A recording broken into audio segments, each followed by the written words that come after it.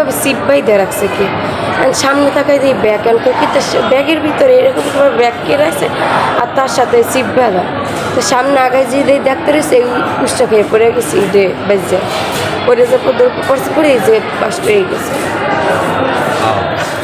এটা কয়টার দিকে সকালে? 6:30 দিকে। তোমাদের বাসার ঘরের সামনে এটা না পিছন সাইড আমাদের সকালবেলা বাকেরগঞ্জের দুধলা যে আপনারা জেনেছেন যে ওখানে একটা বিস্ফোরণের ঘটনা ঘটেছে। আমাদের ইউনিটরা সবাই গেছে আর আমরা আসছি রোগীকে দেখার জন্য জেলা এসপি মহোদয়ের পক্ষ থেকে।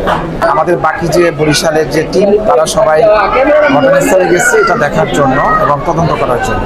বিষয়ে এখন কিছু বলা যাচ্ছে না, তদন্তাধীন আছে বিষয়টা। সাইদুর রহমান।